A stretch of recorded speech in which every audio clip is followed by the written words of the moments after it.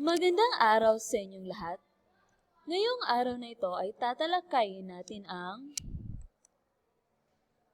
uri ng panitikan. Alam niyo ba na may dalawang uri ng panitikan? Una ay ang fiksyon o fiction sa Ingles. Ang salitang fiksyon ay nagmula sa salitang Latin na fictum, na ibig sabihin ay nilikha.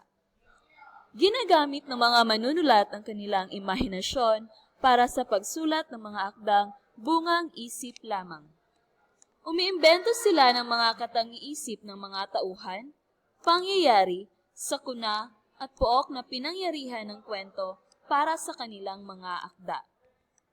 Halimbawa ng piksyon na akda ay ang Darna. Pangalawang uri ng panitikan ay ang depiction o non-fiction sa Ingles. Ito ay isang paglalahad, pagsasalaysay, o kinatawa ng isang paksa na inihaharap ng isang mayakda bilang katotohanan. Bumabatay ang mayakda sa mga tunay na balita at iba pang kaganapan ayon sa kanyang mga kaalaman hinggil sa paksa.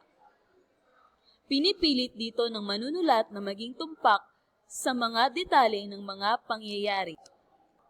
Hindi gawa-gawa lamang ang mga nakakaingganyong kwento. Halimbawa ng depiction ay ang talambuhay ni Dr. Jose Rizal. Dumako naman tayo sa anyo ayon sa paghahalin. Una ay ang pasaling dila. Ang paraan ng paglilipat ng panitikan mula sa dila at bibig ng tao. Noong hindi pa marunong magsulat ang mga ninuno ng mga makabagong Pilipino, binibigkas lamang ang mga panitikan. Kalimitang nagtitipon-tipon ang sinaunang mga Pilipino upang pakinggan ang mga salaysayin, paglalahad o pamamahayag na ito. Paulit-ulit nilang pinakikinggan ang mga ito upang matanim sa kanilang isipan. Sa ganitong palagiang pakikinig at pagbigkas ng panitikan, nagawa nilang maisalin ang mga ito papunta sa susunod na salinlahi o henerasyon ng mga Pilipino. Ito ang larawan ng mga ninuno natin noong unang panahon. Pangalawa ay ang pasalinsulat.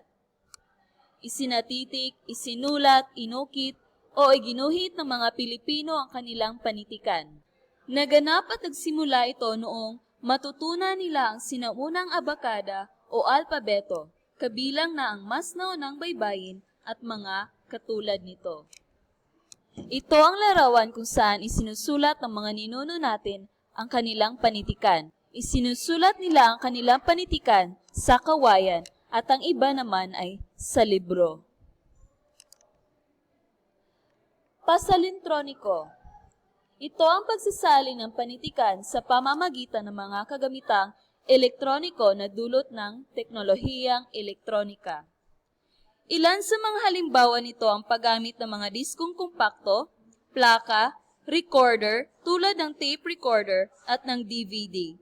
Mga aklat na elektroniko, hindi na binubuklat dahil hindi nayari sa papel, bagkus ay nasa mga elektronikong anyo na, at ang computer. Iyon lamang po at maraming salamat.